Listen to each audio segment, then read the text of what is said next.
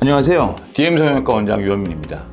거울을 볼 때마다 특히 이제 이 턱 밑에 닭배슬처럼 늘어진 목주름 때문에 고민하시는 분이 많고 이거를 고민해서 내원하시는 분이 많이 있죠. 그래서 오늘은 이런 닭배슬처럼 늘어진 목주름을 어떻게 해결하면 좋을지 여기에 대해서 한번 얘기해 보겠습니다. 목주름에는 여러 종류가 있는데 일반인들은 잘 구별하지 못하고 목주름 하셨는데 첫 번째로 가로주름이 있어요. 가로주름 누구나 있고 또 어떤 분들은 좀 깊게 있는 경우도 있는데 대개 이 가로주름은 처짐이라든지 노화에 의해서 생기는 건 아니고 원래 이제 타고난 주름이 대부분이죠.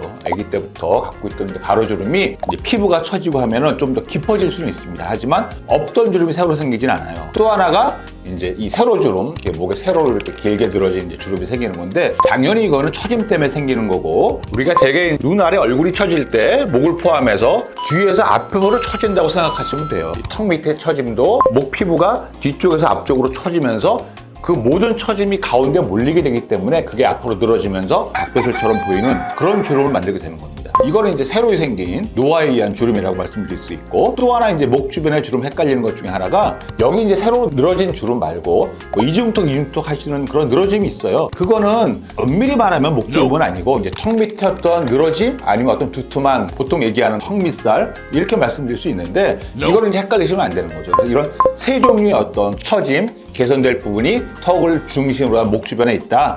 이렇게 이해하시면 될 것 같습니다. 그래서 이제 이 세로주름, 오늘 말씀드리는 이런 닭배슬 같은 세로주름은 해결할 수 있는 방법은 단 하나예요. 왜냐하면 원인이 목 피부가 귀 뒤쪽에서 앞쪽으로 처져서 모이는 그런 주름이기 때문에 당연히 그거는 이 처진 피부를 귀 뒤쪽으로 당겨 올려서 목주름을 해결하고 이 남는 피부를 귀 뒤에서 이제 절제해내는 이런 수술이 필요한 거죠. 그것이 바로 안면 거상입니다. 그래서 이렇게 이제 문의하시는 분도 많고 실제 이제 상담 오시는 분들 중에 이런 질문을 많이 하시는데 한번 여러분이 생각해 보시면 압니다. 이 늘어진 목주름을 해결하기 위해서 우리가 만약에 안면 거상을 하지 않고 이 늘어진 목주름을 귀 뒤로 당겨서 이것만 핀다고 하면 늘어진 피부가 밀려 올라오면서 턱 밑쪽에 또 이제 늘어진 피부가 몰리게 돼요. 그러면은 여기 처짐이 더 두드러져 보이고 굉장히 이상한 모양이 되거든요. 당연히 그러니까 또 여기 늘어진 피부는 위쪽으로 당겨서 피게 되는 그런 과정을 거쳐야 되기 때문에 그게 바로 안면 거상입니다. 그러니까 안면 거상 하면 단순 얼굴만 생각하시고 턱 밑 처짐 생각 안 하시는 분이 많은데 이 얼굴 처짐과 턱 밑 처짐을 전부 포함해서 하는 수술이 안면 거상이다. 이렇게 이해하셔야 되고 혹시 이제 이거를 구별해서 설명하시는 원장님이 가끔 계신 것 같은데 이거를 구별해서 설명하시면 안 되고 당연히 이건 안면 거상에 포함된 내용이고 따로 하는 수술이 아니다. 이렇게 꼭 설명하셔야 되는 거예요. 그러니까 슬리프팅으로 이제 당길 수 없냐고 물어보시는 실제 많이 있는데 현재 사용하고 있는 어떤 이제 녹는실, 가시가 달린 녹는실을 이용하거나 아니면 또 다른 이제 실리콘 밴드 같은 그런 것도 있었는데 어느 실을 사용하더라도 세로로 닭배슬처럼 목주름이 눈으로 보이기 시작한 정도면 처짐이 꽤 진행된 정도거든요. 그러니까 그런 상태에서는 슬리프팅은 거의 의미가 없다 이렇게 이해하시는 게 좋고 특히 목 밑에 이제 슬리프팅 하는 거는 별로 의미 없는 시술이다 이렇게 이해하시면 될 것 같습니다.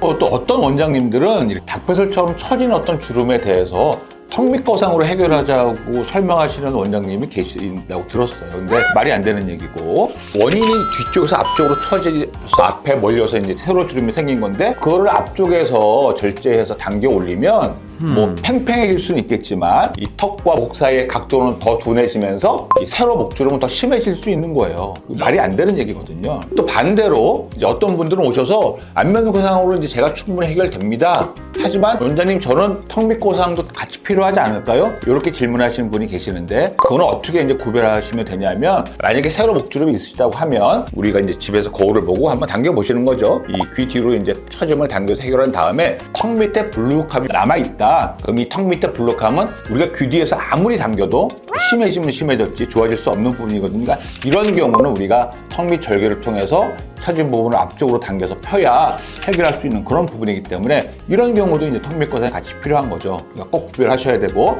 대부분은 이런 세로 닭배슬 같은 목주름은 거상으로 다 해결됩니다. 이렇게 이해하시면 될 것 같고 특별한 경우에 우리가 턱 밑 거상이 필요한 경우도 있다. 이렇게 이해하시면 될 것 같습니다.